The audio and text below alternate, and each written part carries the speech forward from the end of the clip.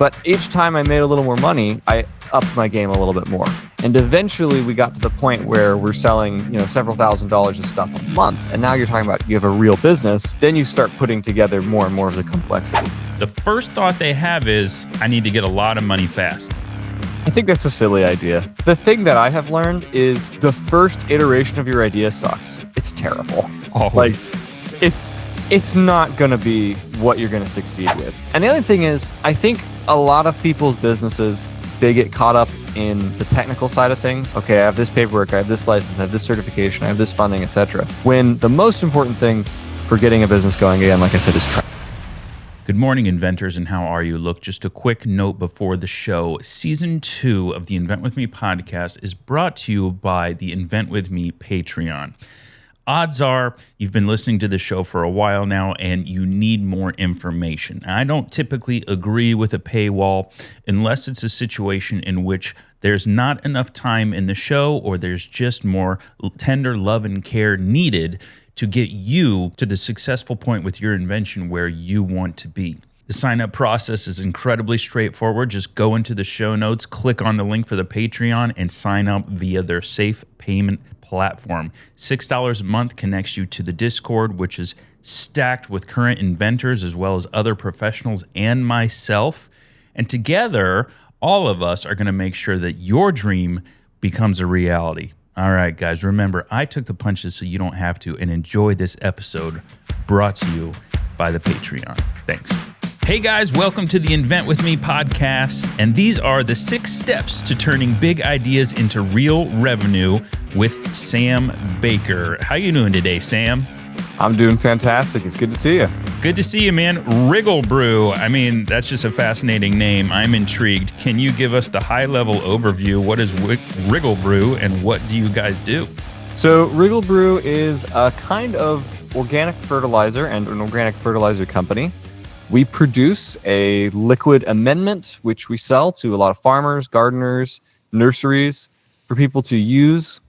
It's derived from earthworm manure, basically worm poop, which is why we call it Wrigle Brew.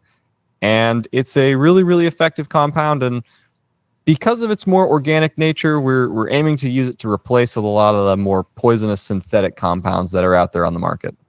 Interesting. Cool, man. Cool. So that all sounds great. I know there's no way it started this way. So let's go there. So all of us inventors, we're going to start small, and then we're going to start thinking big later. Take me back to when this was small. So for a little bit of context, today we are selling tens of thousands of gallons of it. We're shipping it to farms throughout the Midwest. It's a product that is actually being significantly used by farms. But 3 years ago, it was more or less just an idea. And it was an idea between a couple college kids, myself, my best friend Gabe, a couple of my other friends. And it was an idea that originated in a fishing trip. So I went fishing with my grandpa, and we went to a spot, one of the spots that he loved, and all the fish there were dead. And he told me that this was because there was a fertilizer runoff event. And so it got me thinking about, in Florida, we use all this fertilizer, all this synthetic stuff to feed our lawns and our gardens and our farms and our nurseries. And it's all destroying our soil quality. It's destroying a lot of the life in our lakes and our rivers. And it got me thinking if there was a better way to do fertilizer. The question was, why are all these farms using these synthetic compounds? And so I kind of went on an exploratory journey to answer that question. So the step one was just trying to figure, having a question in mind. It's very similar to the scientific method, I think. When you're starting a business, you have the same kind of approach. You ask a question. Why is X done this way? Or why do people not have this? If you find the answer, like, okay, the reason they do this is this, the reason they do that is this, then you need to start thinking, at least from my direction, okay, is there a way I can improve on what's being done right now? The answer in the fertilizer world was they use synthetic fertilizers because they're cheap and they work well with all the industrial systems everybody has. So then the next question is, okay, can you make an organic alternative to this? And can you make it work well with all the industrial systems for cheaper? And you start to scratch your head and think. And I asked a lot of people because, I was like, maybe I can maybe some other people I know, I have some ideas. Gabe, in fact, was someone who had several ideas, my best friend. And we ended up coming up with the idea of using earthworms, because earthworms will eat food waste, basically garbage, and essentially poop out fertilizer for free, manure. And if you brew that into a liquid, that liquid will work with all the industrial systems. So because it's coming from garbage, theoretically it's cheaper. And because it's manure, it's organic, which means it won't cause all the runoff. And because it's a liquid that you're brewing out of this, then it should work with all the systems. It should be compatible and serve as a good replacement to the existing system. And that ended up being a kind of a naive take on the whole thing, but it got us started. And we ended up having to solve a whole bunch of problems later on from those assumptions. But it was the premise of everything. And in the beginning, when you're looking at, taking on an operation like that, it must have seemed like a mountain to climb, right? It does. It's a huge, daunting task when you are a student or, first starting it. You have no idea what is involved in the industry. Yeah. So that brings us to step 2. How do we build a big idea in layers? So did it ever seem impossible? Oh yeah, it definitely seemed impossible at times. So when you're looking at like starting a business to manufacture something, especially as a student, and you've never been in the industry before, there's a lot you don't understand. You don't understand insurance. You don't understand supply chains, COGS. You don't understand any of the accounting that goes into it. You don't understand like all the actual sales process or any of those things. So there's all this jargon. There's all this stuff that's really daunting, and you have to do all of it. And so you think, okay, it's like trying to swallow, an onion the size of a Volkswagen. There's no way you're going to be able to do it. It's too big. But of course, we know the answer is you've got to kind of take it layer by layer. You take it apart and you do piece by piece. So what we decided to do is we were going to just ignore most of the problems and most of the stuff that we didn't know about yet and sort of solve it as we go along. Which maybe isn't the best methodology, but it seemed to make progress for us. So my goal at first was, okay, I want to make a fertilizer. Eventually, I want to sell this industrially, but first I want to just make a fertilizer. So I made some of it in our garage, and we did various prototyping for 2 years, basically. But eventually I had a version that worked. And then after I had a version that worked, I was like, okay, I want to sell this to people, and I want to see if they like it.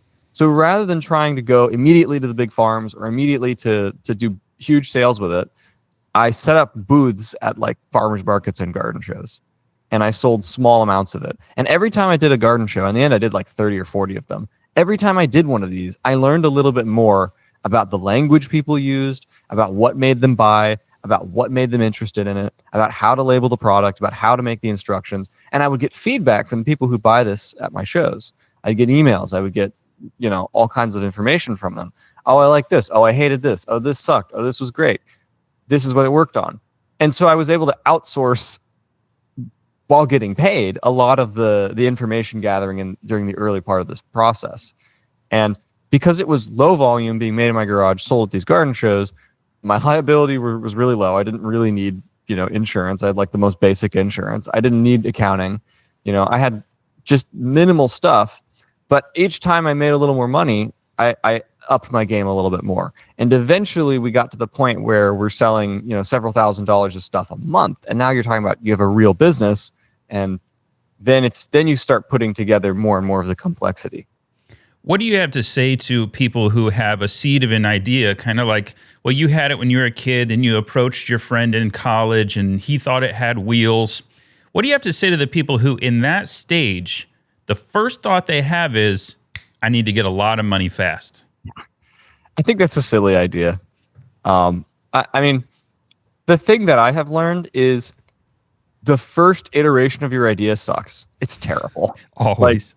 Like, it's not going to be what you're going to succeed with. I've almost never seen an idea go from origin to end as the same thing. It's going to evolve. So getting a bunch of money for your idea right out the gate is honestly very harmful, I think, because you're going to end up spending it on a bunch of things that aren't going to work. Like when I first started, I thought one of the most important things I would need would be like display stands. Like when you go to a nursery or garden center, right? You see these little like end caps or like table things with decorations that they put product on. I thought you really needed one of those. So I put a lot of effort, like $5,000, into figuring out how to most efficiently make display stands. they didn't move the needle at all. I was Right. completely wrong. Right. You know? Yeah. So if I had, $1 million or whatever when I first started, I would have probably spent even more money on an idea like that. And I would have been completely wrong about that being useful. Mm-hmm. And then things that I didn't expect at all ended up being really effective. And then I wouldn't have had the money to commit to those things. So your funding, I think, really should scale with your success. And I know that sounds very counterintuitive, but either you have the discipline to not spend money on every idea you have, or you have to wait for that money to come naturally as a result of your success. No, Sam, that's not what we want. We're inventors. We have a good idea. We want to get paid right now for it. Why? Well, that's tough, man. It's freaking that's life. What you got to do is you got to write it down. That's what I learned. Is every time I have an idea, I write it down. I just put it in my little book, and I put it in there. I write down a description of what it is and how it works, and then I try to start working on it. And I think a lot of the urgency people have with good ideas is they come up with it in their brain and they're like, this is really good. I don't want to forget this. I don't want to lose this. And so they push really, really hard in the beginning, and then they kind of burn themselves out on it. Do you think they also think, this is a really good idea? I bet someone else is thinking this right now too, and I need to capitalize on it before they do. Yeah, I think that's a really common perception or belief. And sometimes it's true. It does happen. Historically, it's happened. Isaac Newton, for example, came up with calculus at almost the exact same time Leibniz did in the continent. So these things have happened historically, but it's probably not going to happen to you. Probably not. And the work is the real intellectual property. That's something that you have that your competitor won't. Yes. I mean, for example, there are plenty of people with great ideas and plenty of people with the same great idea. I think a lot of people get mad at or get jealous of some of the people who go on like Shark Tank with what seem like pretty silly ideas.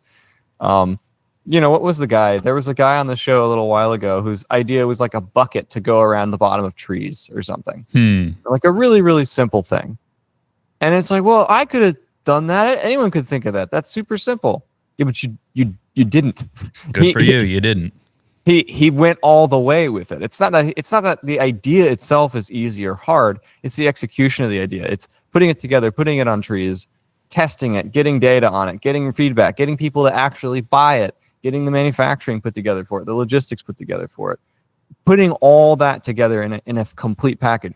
80% of the idea is not the idea. It's all of the other buttressing support for it to make it real. Absolutely, man. Incredible. I love that you said it that way. And that kind of brings us to step and part number 3, bootstrap like you mean it. So the hidden advantages of being resource limited. We've touched on it a bit, but I mean, really take me back to those days where it's like, hey, we got the garage. That's always free. All of us inventors have a garage, whether it's you or a buddy, I don't care.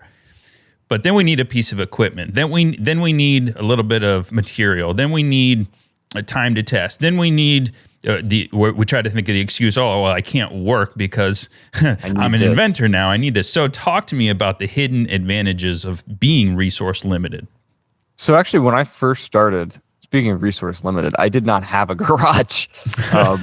So when we first started, I was in my dorm, and I had very, very little to work with. We weren't allowed to use the lab we worked in either after a certain point, because you can't use a university lab for a private enterprise or endeavor. Right. So I was growing plants in my dorm closet. I was doing some of the I was building little pieces of basic equipment right outside my dorm, and like an angle grinder and pieces of pallets.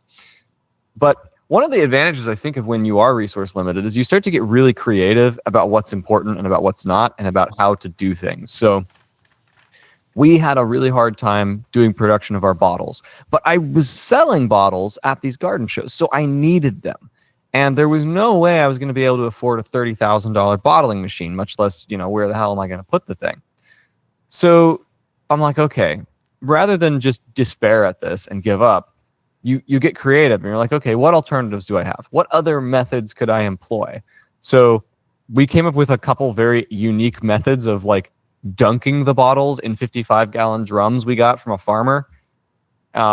We started figuring out ways to manufacture the product using equipment that was very non-standard because we were throwing it together from like junk material. I would go down to the junkyard and like just look for random stuff. I'd find like steel 55-gallon drum, or I'd find like a bed frame. I found an old welder, like all kinds of stuff. And you just start gathering all this stuff up and putting it together. Because I think there's an obsession with people when you're like putting it together businesses. You want to like buy the fanciest, nicest machine that does exactly what you want to do. But if you don't have those resources, then you need to build those things yourself. But the advantage you get from that is you learn a lot more fundamentally how these things work. So now that we are using advanced fancy machines to bottle our stuff, I have a lot better of an idea of how those machines work. I have a lot better of an idea of what's my backup if those things fail, because sometimes they do fail. I have a lot better of an idea of the advantage and the labor costs saved by using, better machinery, etc. Yeah, absolutely, dude. That's so cool. Love to hear that, because honestly, we had a discovery call and I was like, oh, this is a kid who he had this idea and he was the teacher's pet at his university, and someone set him up with a lab and someone set him up with a funding. But reality is you went through a lot of grit before you got to funding, which we'll get to in a little bit.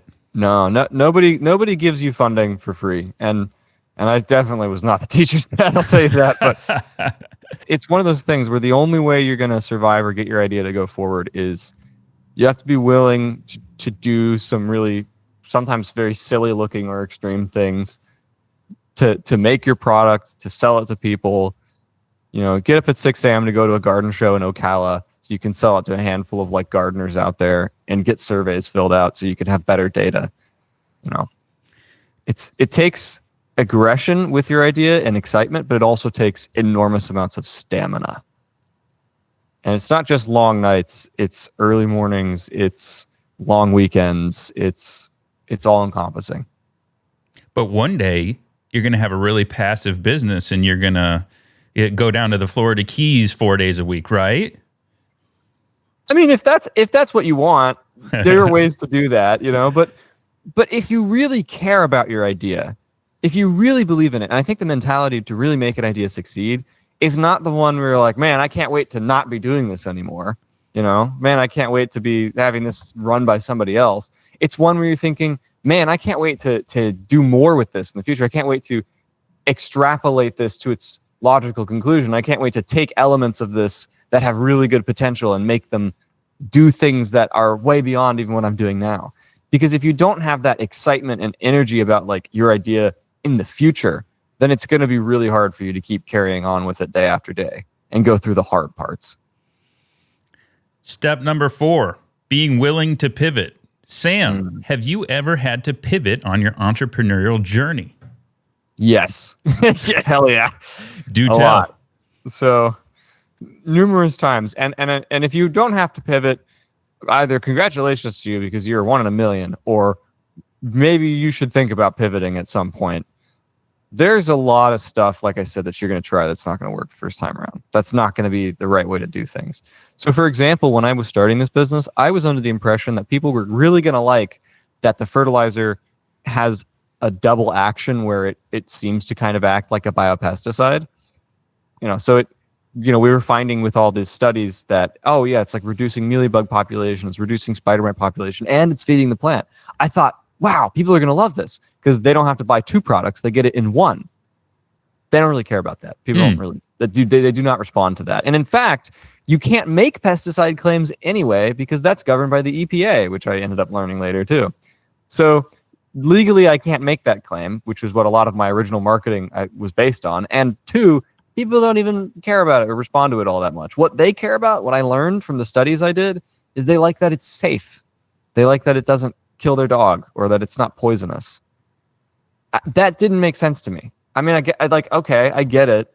I'm not a huge safety guy, but that's what people respond to. And ultimately, at the end of the day, you cannot be selling to yourself. You cannot be selling a product to what you would buy it for. You need to be selling it to what your actual customer is going to buy it for. So I got to change all my marketing. I got to change my website. I got to change all my designs. I got to change all my signs because they are not keyed to what the people actually want. And if you're not serving what the people want, then you're not just wasting your time. There were other things we had to really pivot on as well. I was really interested in some of the worms we were using eating plastic waste. So I really wanted them to be able to eat things like styrofoam and other kinds of plastic. And some of these worms can do this. And I thought, if worms can eat plastic, then we can use that plastic to make fertilizer. Well, it turns out doesn't really work quite that way. If you're trying to feed plastic to worms directly, you get all these problems. They like chew the plastic up weirdly. Bottom line, it doesn't really work. But we did discover that the microbes inside the guts of these worms could be harvested and used to run a bioreactor, which is basically a big vessel. Very, very different from what I first imagined the whole system was going to look like. Had to throw away a whole bunch of equipment we had originally built for our first idea. But it ended up being way more efficient than we ever expected the first idea to be. We ended up being able to digest plastic and break it down much more quickly by using these bioreactors, which was not something we originally thought about doing. But at the end of the day, if you want to solve the problem, you will accept that the truth is sometimes your ideas are not the best. Right. Absolutely. And that rolls us into step number 5. Be wise about the money you take on. Sometimes us inventors, we do get influx with cash. As you said, it's never free. It's never easy. Maybe sometimes there's strings attached. It's always strings. So Can you talk to me about funding with Wrigle Brew? Absolutely. So funding is the least fun part in some ways. And it's, like you say, there are always strings. You will never get $1 without some kind of obligation attached to it, because money is the exchange of energy. It's the exchange of force at the end of the day. So when we first started it, the first major force of funding we had was a competition. Our school, our university, had a pitch competition. There was a $15,000 grand prize. We put our all into it. We ended up getting the grand prize. We got that $15,000, which was awesome. And we blew through that money really quick. Yeah. And so we got the prize money and we blew through it. And then we're kind of like, okay, well, what do we do now? Because hold on. Why did you blow through it so fast? Because, and it's the same problem that I was kind of talking about earlier.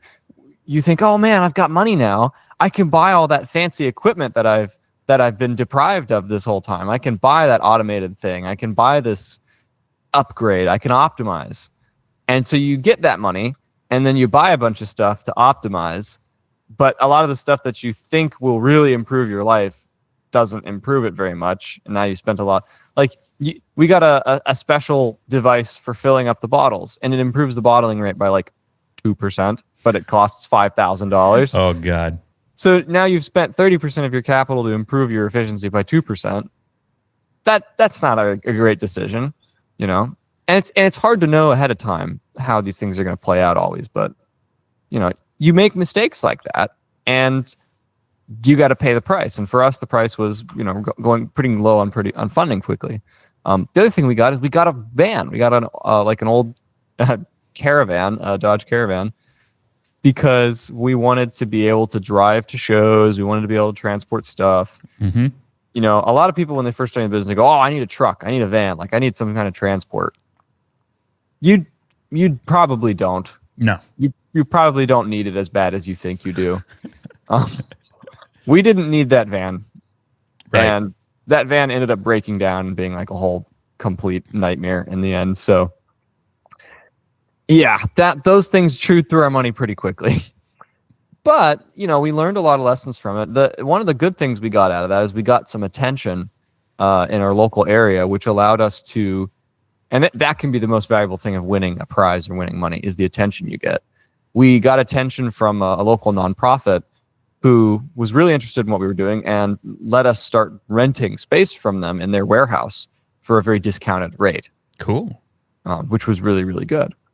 But then we started going after other sources of funding, and that's what we're talking about here. So what kind of funding did we go after? We went after all of it. We went after grant funding. We went after, private equity. We went after venture capital. We went after all of these sources of funding, and we learned a lot doing it.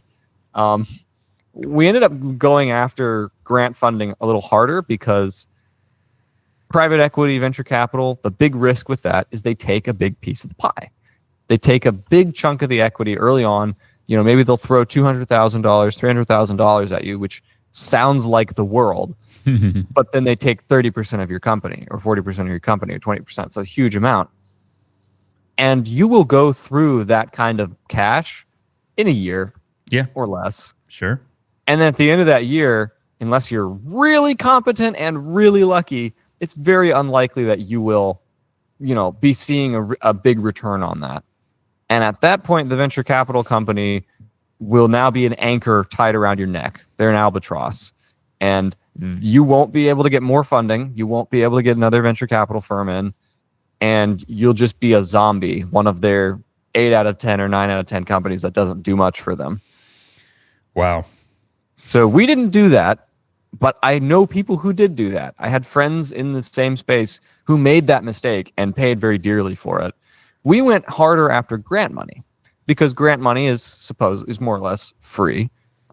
You write, it takes a lot of work to win a grant. You write these long proposals, but you go after a grant and they might, if it's like the NSF or the EPA or the USDA, they might throw between $100,000 to $275,000 at you. And like I said, you'll probably go through that in a year. But the advantage of the grant is that going through it in a year will not end you in a place where no one is going to be willing to invest in you. Yeah.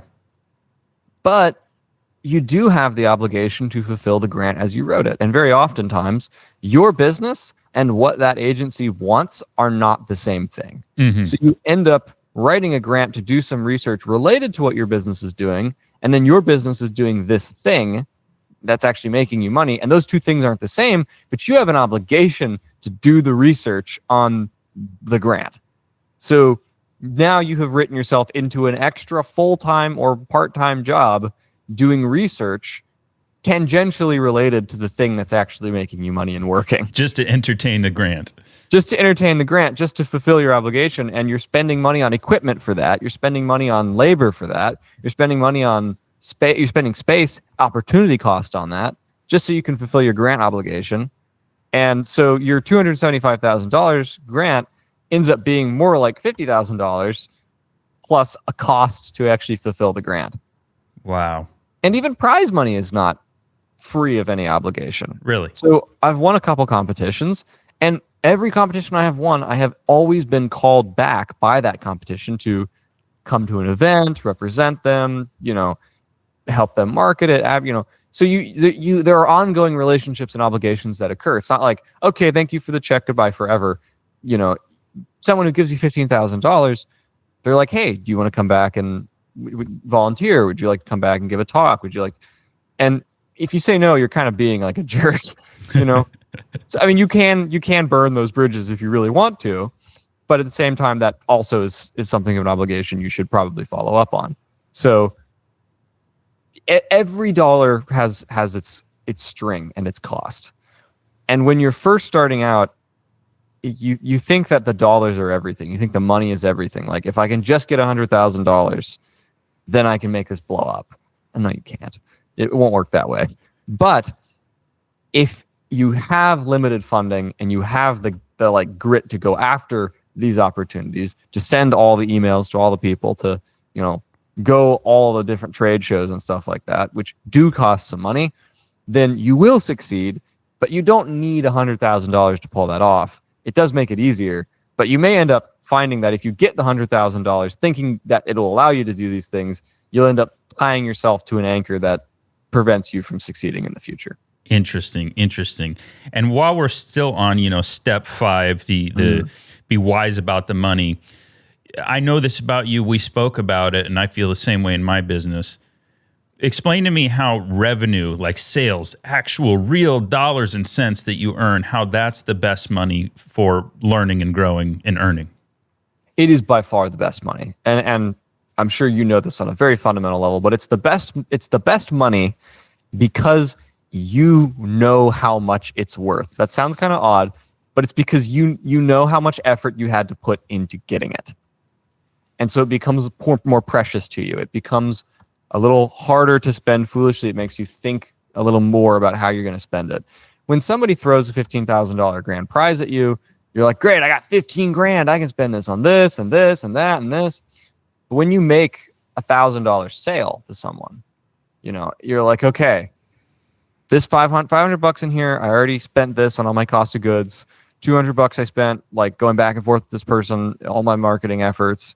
So in fact, I really have like 300 bucks here. That's mine, that I made, that I have to spend on new things. Okay. How can I spend that 300 bucks to make another $1,000?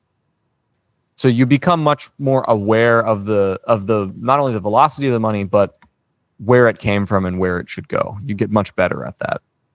And it's because you have to work for it. And the other great thing about having revenue that's growing and being in tune with like, okay, I'm building up the business by naturally making more sales, is that it also will make it a lot easier for your business to make deals in the future. So when you don't have revenue, when you don't have any traction, and you try to say, hey, give me $200,000, give me $100,000 from venture capital or a bank or a grant or whatever, there's not a lot of credibility there. It's always like, okay, well, where's your traction? What have you actually done up to this point that shows you're serious about this idea? And when there's no traction, you're much more likely to get the answer of no, or, okay, I'll give you the money, but caveat, asterisk, I want, this, this, and this from you in the future. I want these exclusive rights in perpetuity, etc. Because you're much more risky. But if you already have some revenue under your belt, if you already have sales, this is the number one thing for competitions, for grants, for venture capital. If you already have customers who've bought your product, who are continuing to buy your product from you, even if it's not that many, even if it's not enough to pay the bills at all, it shows that your product can sell, that you can sell it to people, and that gives you actual bargaining power, that gives you real leverage. So it is absolutely critical to have some revenue coming in, even if it's not that much, because it is everything for teaching you the value of that money and for allowing you to negotiate for funding from other sources in the future. And then you have that, oh, I'm a big boy now moment, right? It's like, yes. It's no longer cool ideas. It's revenue. And beyond revenue, then it gets into profit. And that's a whole other thing. That's a totally different game. Yeah. Because like when you first start making money, you're not going to be making money. No. The number's going up, but you're not making money. You're making revenue. Right. And you think of profit like, oh, profit means money in my pocket. Profit does not mean money in your pocket. No. Profit most of the time, especially when you're starting, means more money in the treasure chest for the business for it to develop. Yes. So your actual payment, your actual take home is a very different thing. And tends to be very small or nothing for a very long time, which can be really strange. Like we just did, for example, my business, we just did a 6-figure sale. We did a sale, over $100,000 of product, and my actual take home from that will be very, very small. It will be like 10% or something, very minimal. Yeah. And the reason is because, we're making profit on that sale, but that profit needs to go towards making the next $100,000 sale or the next $200,000 sale, or etc. So if I take it home, it's no longer, acceleration in the business. Correct. It's not reinvested. Yeah. Yeah, I'm dealing with that a lot this year, the difference between revenue and profit. Revenue is ego, profit is actual business. That's big boy stuff. And I sold $1 million of stuff, and I made $1. Yeah. You can sell $50 bills for $25, and you can do $1 billion in revenue. Day, yeah. Great business model. You will have so many sales. Yeah. And that's the other thing is like, okay, quantity of revenue, quantity of sales is not everything. It's very much a piece of the puzzle.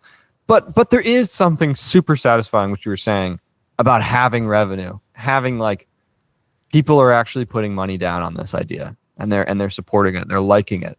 And I think even more than that, the most satisfying thing I've ever experienced in a business is not making the sale. It's getting that email from somebody, hey, I love this. Can I get more? Oh gosh, yes. That's like cocaine. Yeah. That's the best feeling ever, because it's validation not only that they like your idea, that it's working for them, but that they see the price that you've come up with as being a good deal to get something that's helping them. And that's how the whole economy functions. And when you're a part of it, when you're in those headwinds, it's it's fantastic. Yep, it is the absolutely most gratifying thing, people. If you have one takeaway from this, write it down. It's going to be that email where somebody says, "God, I love this product," and you'll have faith. You will have those super fans. I call them the crazy 100. You know, those people who really latch onto what you're doing and compliment you on that. And man, that really drives you forward, and becomes your North Star. Cherish those people. Cherish them. You will get some of them early on, but they're not common. They're very rare. They're very special people. They're people with really, really good energy, and they will be your champions. There was a person I met at one of the nurseries we were first selling at, and she used it on her plants at home, and she had such an amazing experience with it that she ended up telling every customer who came to that store for months, I think she's maybe even still doing it, about how amazing this stuff is.